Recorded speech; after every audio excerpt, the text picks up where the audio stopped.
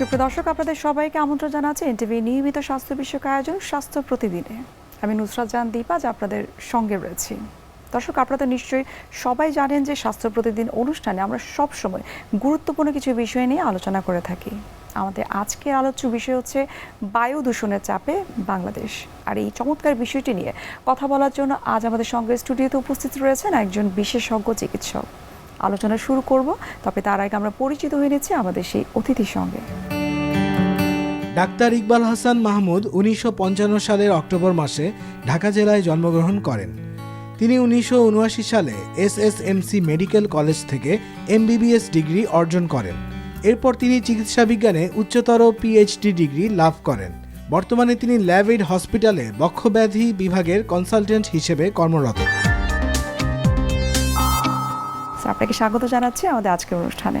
আপনাকে অনেক অনেক ধন্যবাদ আমাকে আমন্ত্রণ জানানোর জন্য। বায়ু দূষণ নিয়ে বাংলাদেশ কিন্তু খুব হাই রিস্ক একটা জোনে রয়েছে, সেই সম্পর্কে একটু জানবো। বাংলাদেশ অনেক কিছুরই হাই রিস্ক জোনে আছে, যেমন ভূমিকম্প, ঘন ঘন ভূমিকম্প হচ্ছে।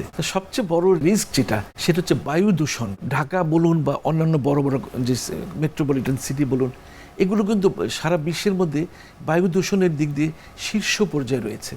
তারপর আছে দিল্লি, লাহোর, এগুলো আছে। কিন্তু এই যে ছোট্ট একটি দেশ, ঠাইনাই ঠাইনাই ছোট সেতুরির মতো অবস্থা, মানে এত মানুষ গিজগিজ করছে, এগুলো কিন্তু এই বায়ু দূষণটা ম্যানমেড প্রবলেম। আপনি আগে চিন্তা করেন, আগে কিন্তু এত বায়ু দূষণ ছিল না। যত বেশি লোক সংখ্যা বাড়ছে, যত বেশি জনসংখ্যা বাড়ছে, বায়ু দূষণ তত বেশি বাড়ছে। এবং ঢাকার বাতাসকে আমি একটা গ্যাস চেম্বারের সঙ্গে তুলনা করি। ঢাকার বাতাসে যে আমেরিকান কোয়ালিটি ইন্ডেক্সের অনুযায়ী কিন্তু যে অনেক বেশি আমাদের বায়ু দূষণের অবস্থান। সেখানে লিড বলুন, এবং নতুন যেটা এক তথ্য, যে খারাপ ধরনের একটা লিড ঢাকার বাতাসে পাওয়া গেছে, যেটা অত্যন্ত ভয়ঙ্কর শ্বাসতন্ত্রের জন্য। এগুলির ব্যাপারে সরকারকে এবং সবাইকে সচেতন হতে হবে, নাগরিক দায়িত্ব পালন করতে হবে। তারপরে সালফার ডাইঅক্সাইড বলুন, কার্বন ডাইঅক্সাইড বলুন, কার্বন মনোক্সাইড বলুন, ভাসমান বস্তুকণা বা সাসপেন্ডেড এয়ার পার্টিকেল বলুন, এগুলোতে একেবারে ছেয়ে আছে ঢাকার বাতাস। তারপরে নাগরিক দায়িত্ব আমরা ভুলেই গিয়েছি। আপনি এই বাঙালি যখন সিঙ্গাপুরে কাজ করে কত অ্যালার্ট থাকে। আমি কদিন আগে ইউরোপ থেকে আসলাম, কোনো একটা জায়গায় থুতু একটা কাগজ পড়তে দেখিনি। তাদের নাগরিক দায়িত্ববোধ এত বেশি। একজন যক্ষা রোগী কফ ফেললো, কফগুলো আস্তে আস্তে শুকিয়ে শুকিয়ে শুকিয়ে জীবাণুগুলো ভাসতে থাকবে, বা অন্যান্য যেগুলো কমিউনিকেবল ডিজিজ আছে এগুলো ভাসতে থাকবে। ভেসে ভেসে এগুলো আমার আপনার নাক দিয়ে গিয়ে আমরা সুস্থ লোকরা অসুস্থতায় পরিণত হব। ইটের ভাটা, সবচেয়ে বেশি দূষণ হয় এই ইটের ভাটা থেকে যে ধোঁয়াটা বেরোচ্ছে, এগুলো সারা জায়গায় মানে পরিবেশে প্রতিবেশে ছড়িয়ে পড়ছে। এগুলো থেকে আমাদের সে বিভিন্ন ধরনের শ্বাসতন্ত্র নষ্ট হচ্ছে, শ্বাসজনিত রোগ দেখা দিচ্ছে। আরেকটা হচ্ছে যেমন হাইড্রোলিক হর্ন, এত জোরে বাজালেন আপনি, সেগুলো কানের দেখা যাচ্ছে কান শেষ। ব্লাড প্রেশার রোগী, ব্লাড প্রেশার বেড়ে গেছে। আপনি কলাটা খেয়ে কলাটা ছুঁড়ে ফেলে দিয়েছেন, আরেকজন দেখা যায় ওই কলার ছিকলা পড়ে পিছলা করে পড়ে গেল। এগুলো সব কিছুই তো দূষণের মধ্যে পড়ে।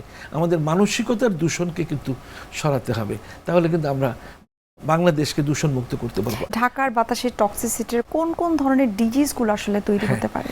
সবচেয়ে বড় রোগ যেটা হবে সেটা হচ্ছে যে ফুসফুসের যে রেজিস্ট্যান্স আছে, সেই রেজিস্ট্যান্সটাকে কমিয়ে দিবে। তাতে বিভিন্ন ধরনের বক্ষব্যাধিতে আক্রান্ত হওয়ার সম্ভাবনা থাকে। সবচেয়ে বড় কথা, যে যত শৈশব থেকে, কৈশোর থেকে এবং যত বেশি স্টিক সে ধূমপান করবে, তার সিওপিডি বা ক্রনিক অবস্ট্রাকটিভ পালমোনারি ডিজিজ হওয়ার সম্ভাবনা তত বেশি থাকবে, এবং সে আস্তে আস্তে তো মৃত্যুর দিকে ধাবিত হবে। আমরা বলি যে আমরা যারা যেই ডাক্তারি বই পড়ে আমরা ডাক্তার হয়েছি, সিলওয়েব টেক্সট বুক অফ মেডিসিন, সেখানে একটা লাইন লেখা আছে, মার্চিং টুয়ার্ডস গ্রেভ, অর্থাৎ কবরের দিকে আস্তে আস্তে হেঁটে যাবে সে। তারপরে আপনি যে ধূমপান করছেন, আপনার অ্যাজমার সঙ্গে সরাসরি জড়িত না। পরিবেশ দূষণটা হচ্ছে যে পরিবেশ দূষণের আরেকটা হচ্ছে অ্যাজমা। ঘরের ধুলা বাইরের ধুলার চেয়ে বেশি ক্ষতিকর, কারণ বাইরের ধুলাতে রৌদ্র পড়ছে, মাইনগুলো মরে যাচ্ছে, অনেক জীবাণু মরে যাচ্ছে যদি প্রচুর রোদ উঠে। আরেকটা হচ্ছে, এখানে একটা কথা বলা দরকার, ভিটামিন ডি ডেফিসিয়েন্সি অনেকের আছে। ভিটামিন ডি ডেফিসিয়েন্সি যাদের আছে, অনেকেই আপনারা ভিটামিন ডি এসে করে দেবেন, রক্তে ভিটামিন ডি এর পরিমাণ কেমন আছে। যাদের ভিটামিন ডি ডেফিসিয়েন্সি থাকে তাদের বিভিন্ন ধরনের বক্ষব্যাধি হওয়ার সম্ভাবনা বেশি থাকে। আর ধূমপানের বড় আরেকটা হচ্ছে যে আপনার কিডনিও আক্রান্ত হচ্ছে। আগে ধারণা ছিল যে ফুসফুসের ক্যান্সার হবে, নিউমোনিয়া হবে, বিভিন্ন ধরনের ফুসফুসের রোগ হবে, এখন বলা হচ্ছে যে মানে কিডনি ফেলিওরের অন্যতম একটা বড় কারণ হচ্ছে এই ধূমপান। বার্জার ডিজিজ, পায়ের মধ্যে দেখা যাচ্ছে যে আস্তে আস্তে পা আপনার অবশ হয়ে যাচ্ছে, বার্জার ডিজিজ হচ্ছে। বার্জার ডিজিজের বড় কারণ হচ্ছে এই ধূমপান। যে ধূমপান করে না, অধূমপায়ী, তার কখনোই বার্জার ডিজিজ হবে না। যেই ধরনের ভয়ঙ্কর লিড টিট এসেছে, এই লিড আমাদের জন্য অত্যন্ত ক্ষতিকর। এমনি তো আমরা ক্ষতিকর অবস্থার মধ্যে আছি, তারপর যদি আপনি এইরকম জর্দা, গুল, তামাক, সিগারেট এগুলো খান, হুক্কা খান, সীসা খান, তাহলে আপনার বিপদ কত গুণ আরও বেড়ে যাচ্ছে। আপনি নিজেকে তো ভালো রাখতে পারছেন না, আপনি ভালো রাখার জন্য আপনি তো সচেষ্ট হচ্ছেন না। কারণ ধূমপানের চেয়ে জীবনের মূল্য অনেক বেশি। যানজটে পড়ে দেখা যায় আপনি রিক্সায় বসে আছেন, আর একটা গাড়ির কালো ধোঁয়া, একটা বাসের কালো ধোঁয়া নিঃসরণ করছে, আপনি ধূমপান করছেন না, কিন্তু সেই কালো ধোঁয়া আপনি শ্বাসনালীতে আপনার যাচ্ছে, আপনি অ্যাজমাতে, আপনি সিওপিডিতে আক্রান্ত হচ্ছেন, নিউমোনিয়াতে আক্রান্ত হচ্ছেন, বিভিন্ন ধরনের শ্বাসনালী, ইভেন লাং ক্যান্সারে আক্রান্ত হচ্ছেন। সেটাও তো পরিবেশ দূষণ। এই গাড়ির ফিটনেস দেওয়ার ব্যাপারে যদি গাড়ির কালো ধোঁয়া বা গাড়ির ইঞ্জিনকে ভালো করে চেক করে না দেওয়া হয়, তাহলে তো দেখা যাবে যে পরিবেশ দূষণের উন্নতি হবে না। স্যার, ঢাকায় বায়ু দূষণের পরিমাণটা এত বেশি হয়েছে যে একটা মানুষ সারা দিনে যদি মাস্ক ছাড়া তিনি চলাফেরা করেন, সেটি 23টি সিগারেট খাওয়ার সমপরিমাণ। একটা সিগারেটে 40টি ক্যান্সার তৈরির উপাদান থাকে। তাহলে যেভাবে আপনি ইয়াং জেনারেশন বলুন, ছেলে হোক মেয়ে হোক, তাদের মধ্যে একটা অ্যাডভেঞ্চারিজম ডেভেলপ করেছে, স্মোক করবে। আপনি দেখবেন যখন প্লেনে উঠবেন তখন বলা হয় যে ধূমপান তো নিষিদ্ধ, ইভেন ভেবও নিষিদ্ধ। আপনি টয়লেটে গিয়ে যদি আপনি ভেব দিয়ে আপনি ধূমপান করতে চান, তাহলে কিন্তু স্মোকার যে সিগন্যালটা আছে সেটা বেজে উঠবে। সুতরাং এটাও কিন্তু দূষণ। আর আপনি যে বলেন যে যারা ধূমপান করেন না, একটা হচ্ছে যে গাড়ির কালো ধোঁয়াতে তারা আক্রান্ত হচ্ছে। আপনি ধূমপান করছেন না, কিন্তু আপনি তো ধূমপানের চেয়ে অনেক বেশি গুণ আপনার কালো ধোঁয়া, যেটা অত্যন্ত ভয়ঙ্কর শ্বাসতন্ত্রের জন্য। আমি ধূমপান করছি, আপনি আমার পাশে বসে আছেন, আমি হচ্ছেন অ্যাক্টিভ স্মোকার, আপনি হবেন প্যাসিভ স্মোকার। আপনি 5 গুণ বেশি ক্ষতিগ্রস্ত হবেন। কারণ আমি ধূমপান করছি, আমি শুধু মেইন স্ট্রিমটা স্মোক করছি, কিন্তু আপনি পাশে বসে আছেন, আপনি মেইন স্ট্রিম এবং সাইড স্ট্রিম ইনহেল করছেন। এবং এই বলা হয় যে প্যাসিভ স্মোকারদের মধ্যে হার্ট অ্যাটাক রেট অনেক বেশি, 5 গুণ বেশি। সুতরাং এই ধূমপান একেবারে সর্বনাশের মূল। আমি ধূমপানের মানে সবসময় বলি, আমার চেম্বারে যখন একজন সিওপিডি রোগী আসে, একটা লাং ক্যান্সার রোগী আসে, আমি জিজ্ঞেস করি, ভাই আপনি কি ধূমপান করতেন? বলে সারা জীবন ধূমপান করেছি।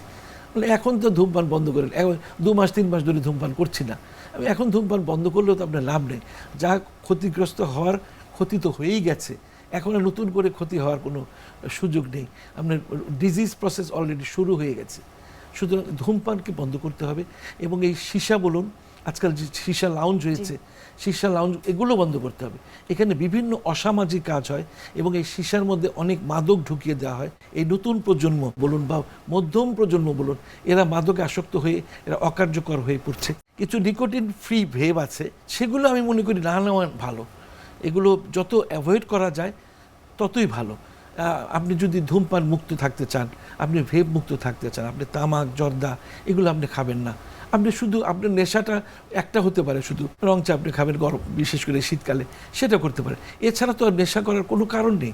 স্যার, আপনার কাছে একটু জানতে চাইবো, যেমনটা আপনি খুব বিস্তারিতভাবে বলছিলেন যে আসলে বায়ু দূষণের কারণে আমাদের কি কি সমস্যা হতে পারে, কিভাবে আসলে আমরা সেটিকে প্রতিরোধ করতে পারবো। প্রতিরোধের বিষয় যদি আসে, প্রথম প্রতিরোধটা তো আসলে ব্যক্তিগতভাবে সচেতন দিয়েই শুরু করা উচিত। আরেকটু বিস্তারিত জানতে চাই। মানে আমি অনেক পত্রিকায় লিখেছি, নিয়মিত কলাম লিখি, পরিবেশ কিভাবে উন্নত করা যায়। সেখানে এক পর্যায়ে একটা লিখেছিলাম যে আমাদের এই যে স্টর্ম হয়, থান্ডার স্টর্মে কিন্তু প্রচুর মানুষ মারা যায়। দেখবেন যে এই যে খেতে যারা কাজ করছে, বজ্রপাতে তারা অনেক লোক মারা যায়। এবং বজ্রপাত যখন মারা যায় তখন কিছু করার থাকে না। এবং আমি একটা সরকারকে প্রপোজ করেছিলাম যে 10 লক্ষ তাল গাছ লাগানো হোক সারা বাংলাদেশে। তাল গাছটা যত উপরে উঠবে, আপনি জানেন যে তাল গাছ খুব তাড়াতাড়ি লম্বা হয়ে যায়, তাল গাছ কিন্তু ওই বজ্রপাতটাকে আটকিয়ে ফেলবে। সুতরাং 10 লক্ষ, আমি একটা হিসাব করে দেখেছি যে 10 লক্ষ তাল গাছ যদি বাংলাদেশে লাগানো যায়, এমন তো দাম পড়বে না, অনর্থক খরচ তো আমরা অপব্যয় তো অনেক করি। এই মানুষের জীবন বাঁচানোর জন্য যদি আমরা তাল গাছ 10 লক্ষ তাল গাছ লাগাই, তাহলে তাল গাছ তো সহজে মরে না। তাল গাছকেও খুব বেশি যে একেবারে পরিচর্যা করতে হয়, তার তো মানে নেই। আমরা 10 লক্ষ তাল গাছ লাগিয়ে দিলাম, অনেকগুলো লোকের জীবন বাঁচলো। এইগুলো এক একটা অর্থাৎ আমরা দূষণ। এক কথায় যদি বলি যে প্রচুর পরিমাণে গাছ লাগানো উচিত। গাছ লাগানো, স্যার, আমরা তাল এই- গাছটা খুব মানে সুবিধা হলো কি, তাল গাছটা অনেক লম্বা হয় এবং যত লম্বা হবে বজ্রপাত থেকে তত ক্যাচ করতে সুবিধা হবে, তত মানুষ নিরাপদে থাকবে। স্যার, আমরা এই বায়ু দূষণ সম্পর্কে আরো বিস্তারিত আপনার কাছ থেকে জানার চেষ্টা করব। এই পর্যায়ে আমরা দেখে নিচ্ছি আমাদের স্বাস্থ্য প্রতিদিনের নিয়মিত আয়োজন, কি খাবেন কেন খাবেন এই সেগমেন্টে। সুপ্রিয় দর্শক, আপনারা দেখছেন এনটিভি নিয়মিত স্বাস্থ্য বিষয়ক আয়োজন স্বাস্থ্য প্রতিদিন। এই পর্যায়ে আমরা দেখে নিচ্ছি বিভিন্ন খাদ্যের পুষ্টি গুণাগুণ নিয়ে আমাদের পুষ্টিবিদের পরামর্শ। অ্যাজমা দূর করতে চাইলে আমরা কোন ধরনের খাবারগুলো খাবার তালিকায় রাখবো? সাধারণত বয়স্ক যারা রয়েছেন, বাচ্চা যারা রয়েছেন, তাদের অনেকেরই অ্যাজমা বা হাঁপানির সমস্যা কিন্তু দেখা দেয়। অ্যাজমা বা হাঁপানির সমস্যায় আপনার যেরকম নেবুলাইজেশন করতে হবে, মেডিসিন নিতে হবে, তার পাশাপাশি আপনার কিন্তু বেশ কিছু নিয়মকানুন মানতে হবে।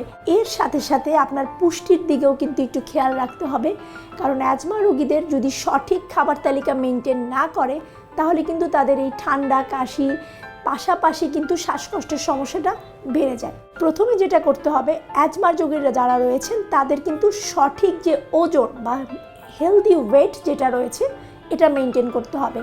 হেলদি ওয়েট মেনটেন করতে গেলে আপনার খাবার তালিকা থেকে স্যাচুরেটেড ফ্যাট, ট্রান্স ফ্যাট, তৈলাক্ত খাবার যেগুলো রয়েছে এগুলো অবশ্যই বাদ দিতে হবে। অতিরিক্ত কার্বোহাইড্রেট যুক্ত খাবার গ্রহণ করা যাবে না, কারণ আপনার ওজন যদি অতিরিক্ত বেশি থাকে সেটাও কিন্তু আপনার অ্যাজমার সমস্যাটা বাড়িয়ে দিতে পারে। এই জন্য অবশ্যই খেয়াল রাখতে হবে যে আপনার ওজন যাতে অতিরিক্ত না বাড়ে, এবং তার কারণে যে অতিরিক্ত বাড়তি খাবার, তৈলাক্ত খাবার, আনহেলদি যে খাবার যেগুলো রয়েছে সেগুলো বর্জন করতে হবে। আপনার প্রচুর তাজা শাকসবজি এবং ফলমূল খেতে হবে, এগুলোতে প্রচুর অ্যান্টিঅক্সিডেন্ট থাকে, ভিটামিন ই, ভিটামিন সি এবং ভিটামিন এ থাকে, যেগুলো কিন্তু খুব সহজে আপনার ইমিউনো সিস্টেম বুস্ট আপ করবে এবং যার কারণে আপনার শ্বাসকষ্টের সমস্যাটা কিন্তু কম দেখা দিবে। এছাড়া আমাদের লাংসের যে সেল থাকে সেটা কিন্তু অনেক সময় সোয়েলিং হয়, যার কারণেও কিন্তু শ্বাসকষ্ট হয় এবং ইনফ্লামেশন হতে পারে লাংসে বিভিন্ন কারণে। এবং এই সমস্যাটা আপনি যদি তাজা শাকসবজি আপনার খাবার তালিকায় নিয়মিত রাখেন, তখন কিন্তু এই সমস্যাটা দূর হয়ে যাবে। দৈনিক চেষ্টা করুন 3 থেকে 4 রঙের সবজি আপনার খাবার তালিকায় রাখার জন্য, তাহলে কিন্তু ইনফ্লামেশন অনেকটাই কম হবে। ভিটামিন ডি যুক্ত খাবার, ভিটামিন ডি যেটা করবে আপনার এই যে শ্বাসকষ্টের সমস্যা বা অ্যাজমা সেটা কিন্তু অনেকটা কমাতে সাহায্য করে। ভিটামিন ডি বলতে আপনার ডিমের কুসুম, সামুদ্রিক মাছ, চিয়া সিড, এই খাবারগুলো কিন্তু খাবার তালিকায় রাখতে পারেন। তবে ভিটামিন ডি এর ক্ষেত্রে অবশ্যই খেয়াল রাখতে হবে আপনার খাবার তালিকায় যতটা না খাবারে আপনার ভিটামিন ডি এর উৎস আছে, তার চেয়ে বেশি ভিটামিন ডি কিন্তু তৈরি হয় আমরা যদি সূর্যের আলোটা একটু গায়ে লাগাই। প্রতিদিন সকাল 10টা থেকে দুপুর 3টা এই সময়ের মধ্যে আমরা 20 থেকে 25 মিনিট অন্তত একটু সূর্যের আলোতে যদি থাকি, তাহলে কিন্তু খুব সহজে আমরা আমাদের শরীরে ভিটামিন ডি তৈরি হবে, যেটা আমাদের এই অ্যাজমার সমস্যা কমাতে কিংবা রোগ প্রতিরোধ ক্ষমতা বাড়াতে সাহায্য করবে। এরপরে ম্যাগনেসিয়ামযুক্ত খাবার। ম্যাগনেসিয়াম কিন্তু অ্যাজমা রোগীদের জন্য খুবই উপকারী। যাদের অ্যাজমা রয়েছে তারা আপনাদের খাবার তালিকায় অবশ্যই ম্যাগনেসিয়ামযুক্ত খাবার যেগুলো রয়েছে, যেমন আপনার সাইট্রাসযুক্ত ফল বলেন কিংবা আপনার চিয়া সিড, ফ্ল্যাক্স সিড, এই খাবারগুলো আপনাদের খাবার তালিকায় কিন্তু রাখতে পারেন। এবং বিভিন্ন ধরনের বাদাম রয়েছে, সেগুলোতেও পর্যাপ্ত পরিমাণে কিন্তু ম্যাগনেসিয়াম পাওয়া যায়।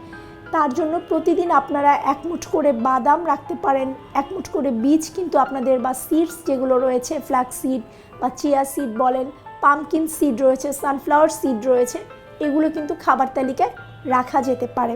এরপরে আসি, সেটা হলো কোন খাবারগুলো আপনাদের অ্যাভয়েড করতে হবে। অবশ্যই অ্যাজমার রোগীদের আপনাদের খেয়াল রাখতে হবে যেই ধরনের ফুডগুলো অ্যালার্জি বাড়ে বা অ্যালার্জিকে ট্রিগার করে ওই খাবারগুলো বর্জন করতে হবে। যেমন অনেকের ইলিশ মাছ, চিংড়ি মাছ কিংবা হলো পুঁই শাক, সিম, মিষ্টি কুমড়া, বেগুন, এগুলোতে কিন্তু অ্যালার্জিটা ট্রিগার করে। এই খাবারগুলো যারা অ্যাজমার রোগী রয়েছেন তাদের কিন্তু বর্জন করতে হবে। অনেকের হাঁসের মাংস, হাঁসের ডিম, চীনাবাদাম, এগুলোতেও কিন্তু অ্যালার্জি বাড়ে, তো এক্ষেত্রে এই খাবারগুলোও বর্জন করতে হবে। অনেকের ডিমের কুসুমেও অ্যালার্জি হয় বা ডিমেও অ্যালার্জি হয়, সেক্ষেত্রে কিন্তু ডিমটাও অ্যাভয়েড করতে হবে। ডেইরি প্রোডাক্ট যেগুলো রয়েছে বা দুধ জাতীয় খাবার যেগুলো রয়েছে, এগুলোতেও কিন্তু আপনার অ্যালার্জির সমস্যা বাড়ে। যাদের এই ধরনের সমস্যা রয়েছে তাদের কিন্তু এই দুধ জাতীয় খাবারও বর্জন করতে হবে। তো আপনার কাছ থেকে আরেকটু বিস্তারিত জানবো সবুজায়ন সম্পর্কে, যে কিভাবে আসলে আমরা সবুজায়ন করলে এই বায়ু দূষণকে আমরা প্রতিরোধ করতে পারি।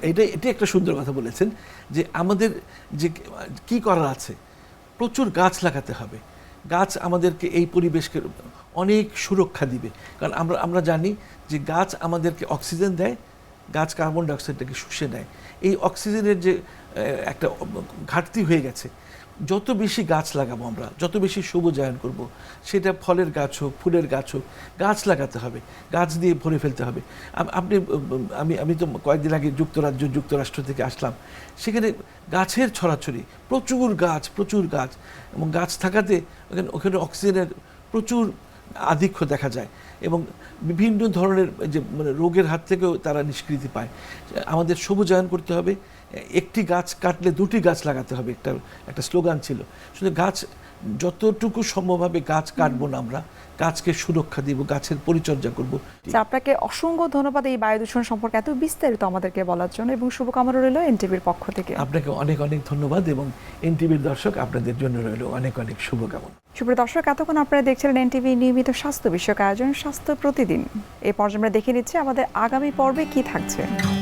এই শীতকালে বাচ্চাদের বিভিন্ন রকম সমস্যাগুলো বেড়ে যায়। সবচেয়ে বেশি সমস্যা যে সমস্যাটা বাচ্চারা ভোগে সেটা হলো শ্বাসতন্ত্রের সমস্যা। শীতকালে বাচ্চাদের দেখুন প্রচুর হাঁচি কাশি হয়, তারপরে শীতকালে দেখবেন যে গলা ব্যথা, সর্দি, কাশি, স্কিনে অ্যালার্জি। সবচেয়ে বেশি খারাপ যে জিনিসটা হয় শীতকালে, অ্যাজমার প্রকোপটা বেড়ে যায়। আচ্ছা, যেসব বাচ্চা অ্যালার্জিক বাচ্চা আছে বা যাদের ফ্যামিলিতে অ্যালার্জির সমস্যা আছে, সেসব বাচ্চার ক্ষেত্রে শীতকালে অ্যালার্জির প্রকোপটা বেড়ে যায়, এবং অ্যালার্জির একটা মানে ভয়াবহ রূপ হলো অ্যাজমা। বিশ্বের যে কোনো প্রান্ত থেকে যে কোনো সময় এনটিভির জনপ্রিয় অনুষ্ঠান স্বাস্থ্য প্রতিদিন দেখতে আপনারা ভিজিট করতে পারেন আমাদের পূর্ণাঙ্গ পোর্টাল www.ntvbd.com এ। এছাড়াও এনটিভির বিভিন্ন ধরনের জনপ্রিয় অনুষ্ঠান এবং নিউজ আপডেট পেতে আপনারা ভিজিট করতে পারেন আমাদের ইউটিউব চ্যানেল এবং ভেরিফাইড ফেসবুক পেজে। দর্শক, আজ এখানে শেষ করতে হচ্ছে, দেখা হবে আবারও আপনাদের সঙ্গে। সে পর্যন্ত আপনারা সবাই ভালো থাকুন, সুস্থ থাকুন। আল্লাহ হাফেজ।